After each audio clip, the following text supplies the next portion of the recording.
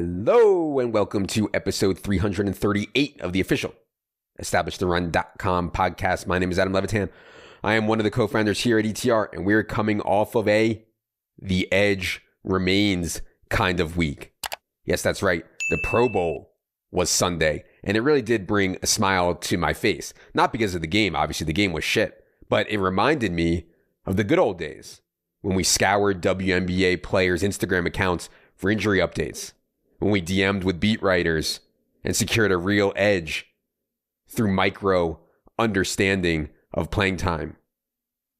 What I mean, of course, is that understanding the rules of the Pro Bowl, and to be clear on the rules of the Pro Bowl, each team could only have 2 tight ends on their roster, and you must have at least 1 tight end on the field for every play. In other words, in terms of opportunity, tight ends have the highest floor-ceiling combo by a mile.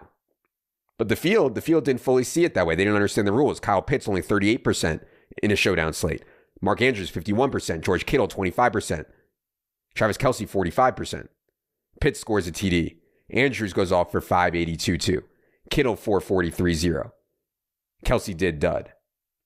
So that was like one big edge right away. Also, the field did not play defenses enough, even though defenses have historically performed pretty well in Pro Bowls. And the AFC defense ended up breaking the slate at just 12% owned, incredibly low for showdown. 5 turnovers forced, 2 touchdowns scored by the AFC defense. So yes, of course, in these slates, in these Pro Bowl slates, in WNBA slates, whatever else, where there aren't projections, where people are confused by the rules, there's not much info.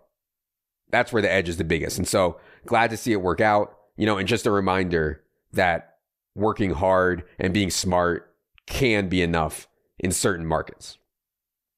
Okay, obviously, it's Super Bowl week. I know everyone is excited. My take on the Super Bowl is honestly, it's more of a social event than a gambling event. And I know that like the public, my wife and all her friends are like, oh, who are you betting on? You must be, up to your neck in bets for the Super Bowl. And that's just not the way I see it. I see it as more of a social event than a gambling event. Like we are accustomed to looking at hundreds or thousands of player props per week and picking off 10 to 20 of them. Obviously, with only one game, it's far slimmer pickings in the player prop market. I'm not going to force a bet on a player or in the Super Bowl just because it's the Super Bowl.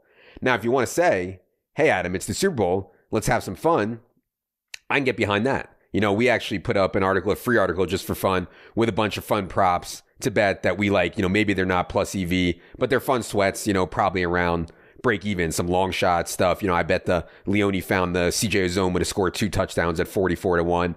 I bet that. Fun stuff like that.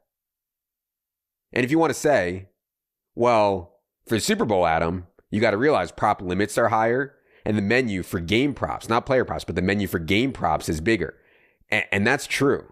And if you have an edge there, I think you really can find a big edge in the Super Bowl. I'm just not sure how many people are capable of pricing, how many punts will there be in the game? Like, I don't know how many people are capable of pricing that accurately, even if it's, somewhat a relatively simple derivative problem. So basically, for me, I'm going to enjoy the game, a few beers, a few laughs. Maybe I'll bet my boy, my hero. Shout out to me. Maybe I'll bet Joe Burrow. Some props, some overs on Joe Burrow just to root for the guy because I like him. But, I'll take some fun ones. But yeah, I'm certainly not going to overextend myself just because of the Super Bowl and society says I should be betting more. Fuck society. Side note, I know everyone loves them, but I really find those number box pools that people do for the Super Bowl like so boring and silly. If anyone has better ideas for a fun Super Bowl party game like that, but maybe more interesting, let me know. I'm so tired of the box pools. Another side note, I know if you're like me, been hyper focused on NFL DFS and NFL props for the last, 6 months. During that time, I didn't honestly have a lot of extra time or mind space for NBA. But now that NFL is essentially over, there is plenty of room in the brain for NBA. We do have a props package, which gets you access to the subscriber-only Discord where all the props go down. And we also have an NBA DFS package.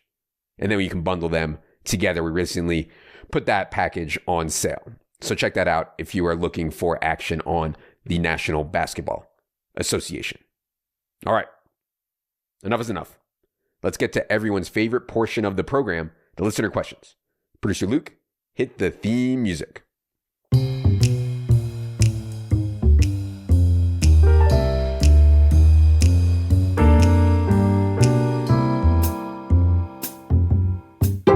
All right, thanks to everyone for all of the questions. Question 1 comes from JMO. He says, you've mentioned your love for basketball and that your son is playing. Ever thought about coaching his team? Heads up, it was a top 10 worst decision of my life, coaching feral 8-year-olds. It will absolutely rip your soul to shreds. Good luck. So I like coaching. I really do. After I graduated from high school, I came back in the summer and was fortunate to get a chance to coach our high school summer league team for a couple years. It was great. Of course, there's a big issue here when we're talking about kids. I mean, I can barely control my own 2 kids. I can barely keep them on task. I can barely not tilt my face off trying to handle them. So the idea of being in charge of 10 of them, most of which I don't even know, I mean, my God, that sounds like pure hell. And I think the thing that would tilt me the most is that most of them don't want it, you know? I get that it's the job of the coach to get them to want it, to get them to care. But man, I don't even know if that's possible with kids at this age. You know, my kids are almost 7 and 4. Their attention span is so low. You know, they think butt crack jokes are hilarious. A lot of them would rather, you know, spin in circles on the side than play basketball. So me, you know, going full Bobby Knight on them and screaming in their face that they need to get on the floor for that loose ball, that they better sprint their ass back on defense or they're benched. You know, I just don't know how that would fly. You know, I'm not going to sign up to coach a team and then realize that it's babysitting for an hour. You know, I want to fucking coach them hard. Now, I think that what I would like to do is coach some travel team, you know, some like AAU type team where the kids really want it. You know, they expect to be coached hard. They want to be coached hard. They'd rather kill their own mother than give up an offensive rebound off a free throw, you know? That I would like. So maybe one day when they get older, I can go full Jeff Van Gundy. But for now, I think it would just be something that I don't need in my life, is like even more babysitting. Question 2 from Stack 'em Up. He says, apparently there is a rather large group of people who wipe while standing up as opposed to wiping while sitting. What are your thoughts? Hashtag team wipe while sitting. I know this is a common debate. You know, people think that it's such a great topic to debate. I don't see it that way. You know, it's not interesting to me. It's not controversial at all. You just have to do what's comfortable for you. You know, what feels natural. So I'll say that I prefer stand-up wipe because I get better range of motion, you know, a longer pitching motion, if you will. But I would never be a hardo about this take. Like, you know, the whole debate is kind of silly. What's a more interesting debate, of course, is someone's ability to produce boys versus girls through various sexual positions. That's an interesting debate. Shout out Gender Labs LLC. But the whole wiping stand versus sit thing, yeah, bored. Question 3 from Josh. He says, I need the story/details on the high-stakes tennis match you just lost. Sadly, Josh, there's not much story. I met this rich dude in Colorado. I played tennis with him in a hybrid doubles format a few times. He thought he would crush me in singles. You know, I thought I would win. We played for 5K. He won 6-3, 6-4. You know, obviously frustrating, but no excuses. You know, I'm just not good enough. I can't end points at the net. You know, my overheads and volleys are just a mess. Tennis is a crazy game, though. Like, if someone is just a tick, just like slightly better than you, it's just so hard to win. You know? Like, sometimes I play people who, they just can't handle my forehand. Like, they just can't get it back consistently, and they're just stone dead. Even if they're, like, better than me overall. You know? But, man, I'm only slightly worse than the dude that I played. But it's like such a wide margin in result. Like, I think I'm going to get some plus 300 action from him next time we play, which I think is probably good for me. But, you know, I would need a big time performance to get the win. Question 4 from Info44. He says, what's the biggest DFS sport in 10 years? Obviously NFL. Like, obviously. NFL DFS is just such a great game. It's not going anywhere. It's the best. But I do think that as time goes on, golf DFS will get more popular for a few reasons. First, it's a weekly, not a daily sport, similar to football. And I really think that one of the reasons NFL just generally is so popular is that the Sundays are like a holiday. Prepping for something that is just once a week is just so much more practical for the average person than something daily like NBA or MLB. Second, I think people get more into golf as they get, older/richer. So a lot of us, we got into DFS in 2014. We've been playing fantasy since 2000 or whatever. We were in our late 20s. We were in our early 30s. Well, now we're going to be getting into our 40s and 50s. And golf is the game, right? So many of my friends who, never would have thought about golf, 10, 15 years ago, they're obsessed with golf now, playing, watching, So I think it's a combination of things. People get more money as they get older. Golf is obviously like a rich person's game. Also, physically, like, there's going to come a point, probably not too far off, where I physically can't play basketball or physically can't play hardcore singles tennis anymore, And then maybe I'd get into golf. That seems standard. Third, I actually think golf betting and golf DFS is like legit fun.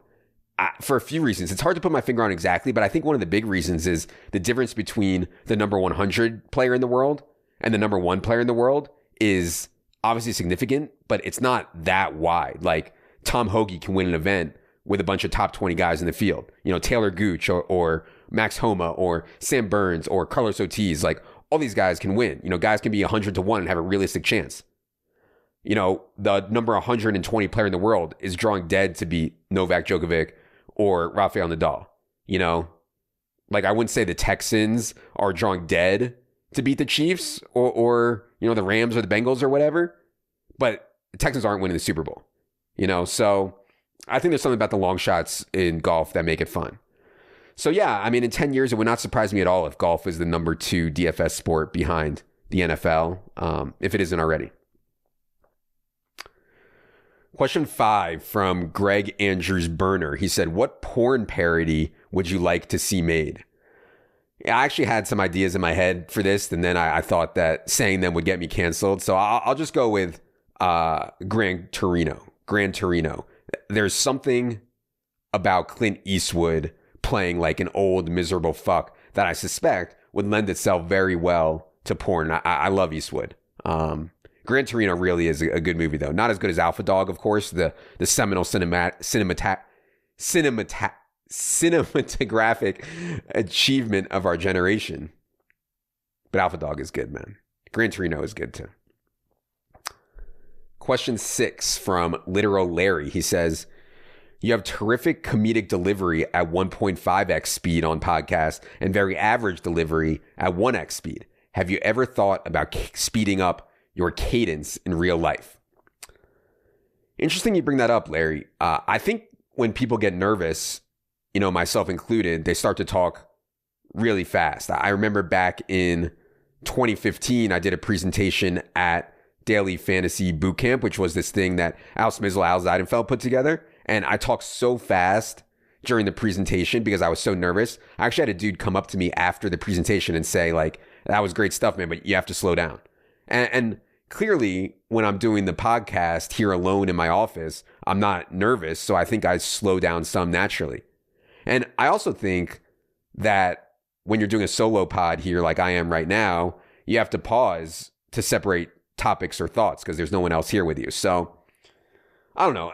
All that said, like I listen to all podcasts at 1.5x speed. I typically think they all sound better that way. So maybe it's just a universal thing. Question 7 from Poyle. He says, do you still play poker? Have you checked out the Colorado scene, Black Hawk, etc.? I haven't, Poyle. I haven't been up to Black Hawk. I haven't really played much poker since I've been out here in Colorado, or really much at all over the last couple of years.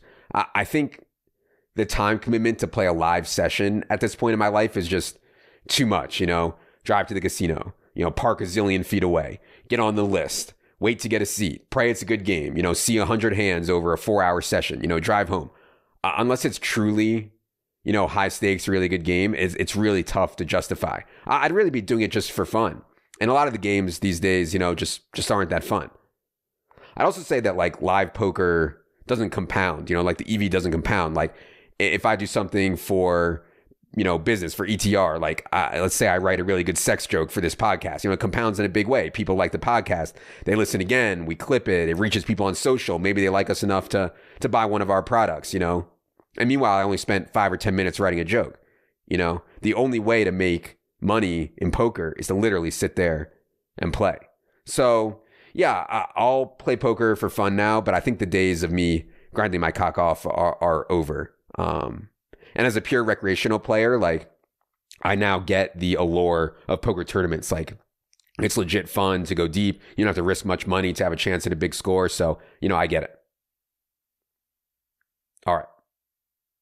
That is going to do it for this edition of the Solo Pod.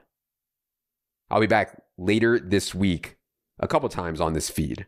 Actually, I think just once on this feed. Be with Leone and Cody to talk through Super Bowl Showdown. Absolutely massive action, obviously, for Super Bowl Showdown. We'll be back to talk about that. Myself, Silva, and Wiggins will be establishing a show for subscribers only. Happy Super Bowl week. For producer Luke, for Jerry, I am Adam. Good luck, everybody.